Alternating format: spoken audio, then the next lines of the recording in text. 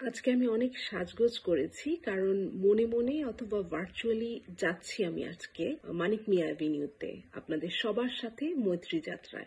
মৈত্রী যাত্রা আমার অনেক আকাঙ্ক্ষার যাত্রা। আমার সবসময় একটা আফসোস ছিল যে কেন কোনো দল বা সংগঠন বাংলাদেশের সব নারীদেরকে নিয়ে কোনো বিশাল সমাবেশের আয়োজন করে না। কারণ আমি মনে করি শ্রেণী ধর্ম নির্বিশেষে বাংলাদেশের নারীরা কিছু কিছু ক্ষেত্রে একই পাটাতনে দাঁড়িয়ে আছে। তো আমাদের তো একে অন্যের দুঃখ বুঝতে খুব বেশি সমস্যা হবার কথা না। বিশেষত জুলাই গণ অভ্যুত্থানের সময় আমরা যেভাবে পথের রাজনীতিতে মেয়েদের সাহসী এবং সক্রিয় ভূমিকা দেখেছি, এরপরে তো সেই জায়গা থেকে পিছিয়ে আসার কথা ভাবতেই পারছিলাম না। আমরা প্রায় বলি যে অর্ধেক নারী ভোটারদেরকে বাদ দিয়ে কোনো রাজনৈতিক আলোচনায় অগ্রগতি হবে না, কিন্তু বাস্তবে এই অর্ধেক নারী ভোটাররা নানান কারণে দেশের রাজনীতির মাঠে গুরুত্বপূর্ণ ভয়েস হয়ে উঠতে পারে নাই। এটা সত্যি। তবে জুলাই অভ্যুত্থানের পরে আমার আকাঙ্ক্ষা ছিল এবার নারীরা রাজনীতিতে আরো গুরুত্বপূর্ণ ভয়েস হয়ে উঠবে। এত বেশি গুরুত্বপূর্ণ হবে যে তাদেরকে নিয়ে শুধু টোকেন পলিটিক্স নয়, বরং তাদের আকাঙ্ক্ষাগুলো মূলধারার রাজনীতিতে অন্তর্ভুক্ত হবে। সুতরাং এই মৈত্রী যাত্রা আমার অনেক আকাঙ্ক্ষার যাত্রা। অনেকে ইতস্তত করছেন, এমনকি কড়া সমালোচনা করছেন এই বলে যে মৈত্রী যাত্রার উদ্দেশ্য পরিষ্কার না, এর নেতা বা আয়োজক কারা না জানলে এর সাথে আসলে একাত্ম হওয়া যাচ্ছে না। তাদের জন্য আমি বলবো, আসলে জুলাই অভ্যুত্থানের সময়ও জানতাম না কারা এর নেতৃত্ব দিচ্ছে। কোনো একক নেতার নেতৃত্বে সেই আন্দোলন হয়ও নাই।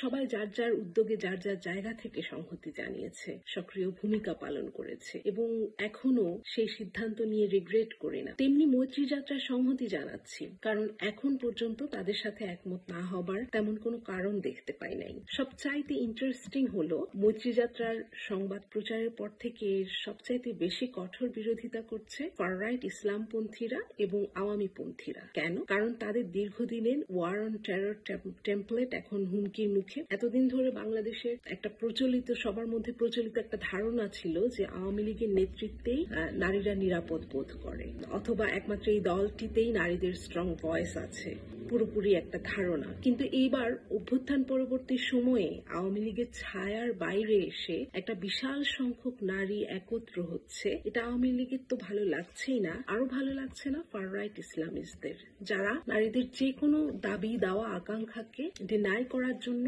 তাদেরকে নির্দ্বিধায় শাহবাগী ট্যাগ দিয়ে দেয়। নারীদের ভয়েসকে সাইলেন্ট করার জন্য তাদেরকে ফ্যাসিস্টের দোসর বা পশ্চিমের দোসর বলে ট্যাগ দেওয়ার ব্যাপারটা আমার কাছে খুবই সহিংস একটা আচরণ বলে মনে হয়। ইসলামপন্থীদের কাছে আমার আহ্বান থাকবে, আপনারা দয়া করে নিজ নিজ সমাজের নারীদেরকে আপনাদের প্রতিপক্ষ বানাবেন না, বরং ঠান্ডা মাথায় শোনার চেষ্টা করুন তারা কি বলতে চায়। এই নারীরাও আপনাদের মতোই সাম্রাজ্যবাদের থাবায় আক্রান্ত।